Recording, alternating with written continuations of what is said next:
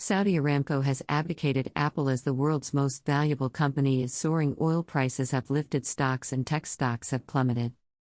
Saudi Arabia's state-owned oil and natural gas company, which is being billed as the world's largest oil producer, was valued at $2.42 trillion based on stock prices at the end of the market. Meanwhile, Apple has fallen in stock over the past month and was valued at $2.37 trillion when official trading closed on Wednesday. The fall in stock prices happened despite Apple's higher-than-expected profits during the first 3 months of this year, despite strong consumer demand. However, Apple warned that China's COVID-19 lockdown and ongoing supply chain predicament would push June quarter results down by $4 billion to $8 billion. Supply constraints caused by COVID-related turmoil and industry-wide silicon shortages are impacting our ability to meet customer demand for our products. Luca Maestri, Chief Financial Officer, said in a conference call with analysts. This result looks good following a stumbling block by some big tech peers as the growth of home waiting demand during the pandemic slows and companies face rising operating and labor costs. I did.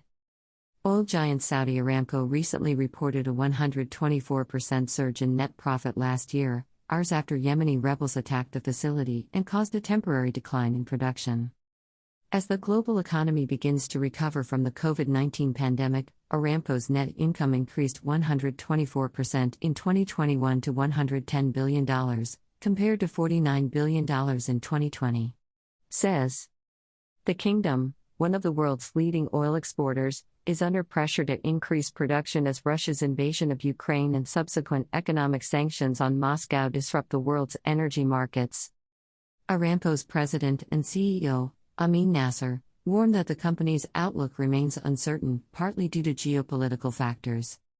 We continue to make progress in increasing our oil production capacity, implementing gas expansion programs, and increasing our capacity from liquids to chemicals, said Nasser.